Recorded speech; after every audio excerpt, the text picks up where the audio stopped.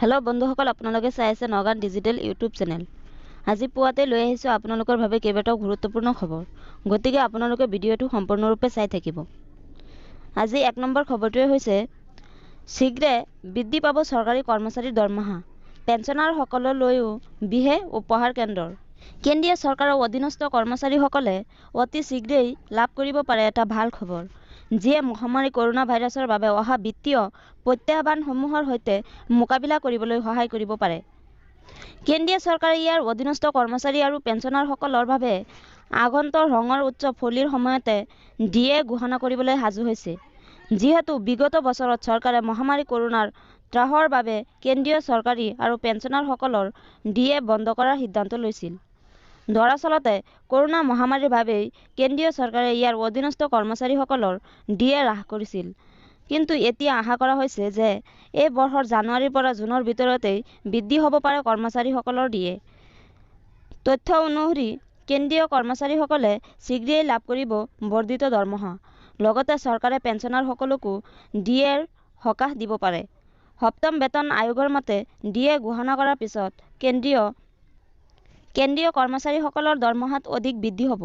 Corona মহামাৰীৰ প্ৰতি লক্ষ্য চৰকাৰে বিগত বৰ্ষত এক গুৰুত্বপূৰ্ণ সিদ্ধান্ত লৈছিল, য'ত ডিএ পুৰণিৰ হাৰ অৰ্থাৎ 17% 2021 জুনলৈ ৰূপায়ণ কৰাৰ সিদ্ধান্ত লোৱা হৈছিল। ইপিনে 2020 জুলাইৰ পৰা ডিচেম্বৰৰ বাবে অতিৰিক্ত 4% ডিএ এতিয়াও তেওঁলোকৰ মাহিলী দৰমহাত যোগ কৰা হোৱা নাই। হোলীৰ সময়তে লাভ কৰিব পাৰে এই উপহাৰ।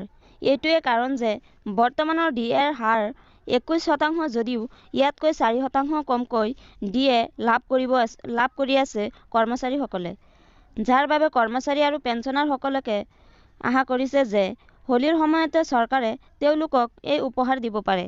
চৰকাৰৰ এই ঘোষণাৰ ফলত 50 লাখ কৰ্মচাৰী আৰু 61 লাখ পেঞ্চনাৰ উপকৃত হ'ব। এচিপিআইৰ তথ্য অনুসৰি নৰেন্দ্ৰ মোদী চৰকাৰে জানুৱাৰীৰ পৰা জুন 2021 বাবে 4% ডিএ ঘোষণা কৰাৰ সম্ভাৱনা আছে। ইয়াৰ অৰ্থ হৈছে যে ডিএ বাহাল কৰাৰ পিছত তেওঁলোকৰ ডিএ মূল মাহিলী দৰমহা 17+4+ অৰ্থাৎ মুঠ 25% বৃদ্ধি হ'ব পাৰে। 7ম বেতন আয়োগৰ মতে ডিএ ঘোষণা কৰাৰ লগে লগে কেন্দ্ৰীয় চৰকাৰৰ কৰ্মচাৰীসকলৰ টিএ নিজে বৃদ্ধি পাব। ডিএ ঘোষণাৰ পিছত কেন্দ্ৰীয় চৰকাৰৰ কৰ্মচাৰীসকলৰ মাহিলী দৰমহা বৃদ্ধি পাব, যাৰ বাবে কেন্দ্ৰীয় চৰকাৰৰ কৰ্মচাৰী আৰু পেঞ্চনাৰসকলে এই ভাল খবৰটো লৈ অধিক আগ্ৰহেৰে বাট চাই আছে। বন্ধু-বান্ধৱীসকল, 2 নম্বৰ খবৰটোৱে হৈছে শুকুৰবাৰে ভাৰত বন্ধ আৰু চকা বন্ধৰ আহ্বান। শুকুৰবাৰে ভাৰত বন্ধৰ আহ্বান জনাই কনফাৰেন্স অৱ অল ইণ্ডিয়ান ট্ৰেডাৰ্ছে শেহতীয়া সামগ্ৰী আৰু সেৱা কৰ সংশোধনী আৰু ইয়ে বিধেয়কৰ বিৰোধিতাৰে ভাৰত বন্ধৰ আহ্বান জনায় সংগঠনটোৱে। আনহাতে ইন্ধনৰ মূল্য বৃদ্ধিৰ বাবে চকা বন্ধৰ আহ্বান জনায় ভাৰত পৰিবহণ কৰ্মী কল্যাণ সংঘই। সংঘটোৱে দেশৰ সকলো প্ৰান্তত ইন্ধনৰ মূল্য একে কৰাৰো দাবী উত্থাপন কৰে। ইপিনে এই ভাৰত বন্ধৰ প্ৰতি এজিপি কামৰূপ চেম্বাৰ্ছ অৱ কমাৰ্চেও সমৰ্থন কৰাৰ লগতে দেশৰ বিভিন্ন ৰাজ্যৰ 40,000ৰো অধিক ব্যৱসায়িক সংস্থাই এই বন্ধক সমৰ্থন জনায়। 3 নম্বৰ খবৰটোৱে হৈছে আজি হিমা দাসক মুখ্যমন্ত্ৰী সৰ্বানন্দ সোণোৱালে প্ৰদান কৰিব উপ আৰক্ষী অধীক্ষকৰ নিযুক্তি পত্ৰ। আজি 26 ফেব্ৰুৱাৰী তাৰিখে পুৱা 10 বজাত ডিং এক্সপ্ৰেছ খ্যাত অসম গৌৰৱ হিমা দাসে আনুষ্ঠানিকভাৱে লাভ কৰিব উপ আৰক্ষী অধীক্ষকৰ নিযুক্তি পত্ৰ। মুখ্যমন্ত্ৰী সৰ্বানন্দ সোণোৱাল এক গাম্ভীৰ্যপূৰ্ণ অনুষ্ঠানত প্ৰদান কৰিব নিযুক্তি পত্ৰ।